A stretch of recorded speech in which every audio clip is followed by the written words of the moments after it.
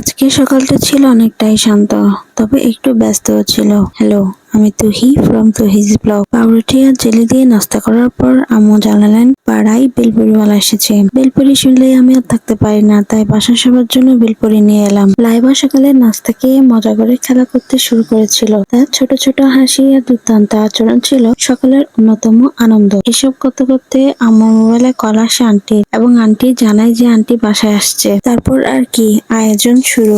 তখনই লাইবার আব্বু ঘুম থেকে ওঠে এবং তাকে নাস্তা বানিয়ে দিলাম। নাস্তা খাওয়ার পর গোসল করে নামাজের জন্য রেডি হয়ে গেল। এদিকে লাইবার জন্য গরম পানি করে লাইবাকে গোসল করায় রেডি করায় ওর আব্বুকে দিলাম। তারপর আমি চলে গেলাম গোসল করতে। গোসল করে বের হয়ে দেখে আন্টি চলে আসছে। আন্টিকে সালাম দেওয়া করে রান্নার কাজে লেগে গেলাম। এদিকে আমি গোসল করতে করতে আম্মু আন্টিকে নাস্তা পানি দিয়ে দিছে। রান্নায় ছিল পোলাও, মুরগির ঝোল, আলুর তরকারি আর মাছ। রান্নার সময় একটু চাপ ছিল, তবে যখন খাবারের ফল পেলাম তখন মনে হলো সবকিছু ঠিকঠাক রয়েছে। খাওয়ার সময়টা ছিল একেবারে আনন্দময়। সবাই একসঙ্গে বসে খেতে শুরু করলাম। আন্টি, আম্মু আর আমি গল্প করতে করতে খাবারের স্বাদ নিয়ে আলোচনা করছিলাম। লাইবা খাবার খেতে পছন্দ করে, তবে তার ছোট বয়সের কারণে তাকে পিউরি বা মিষ্টি খাবার দেওয়া হচ্ছিল। তাপসি মুরগির ঝোল খুব ভালোবাসে এবং সে বেশ কিছু সময় মজা করে খেয়েছিল। খাওয়ার পর আম্মু আর আন্টি ছাদে বাগান দেখতে গেলেন। তাদের মধ্যে চারা গাছ এবং ফুল নিয়ে আলোচনা হচ্ছিল। আমাদের ছাদ বাগানে নানা ধরনের ফুল আর সবজি গাছ আছে।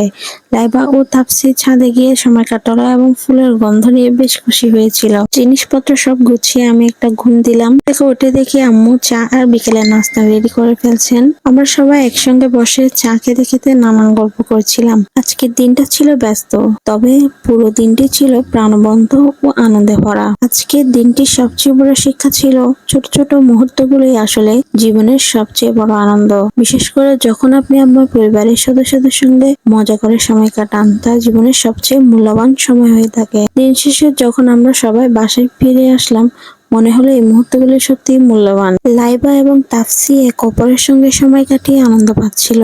আমি ভাবলাম হয়তো আগামী দিনে এমন আরো অনেক দিন আসবে যখন আমরা সবাই একসঙ্গে মজা করব, নতুন নতুন অভিজ্ঞতা অর্জন করব। আজকের দিনটাই ছিল সত্যি প্রশান্তির এবং সুন্দর মুহূর্তের। আপনার দিনটা কেমন কাটলো শেয়ার করতে ভুলবেন না। আজকের জন্য এতটুকুই। আপনারা সবাই ভালো থাকবেন। আল্লাহ হাফেজ।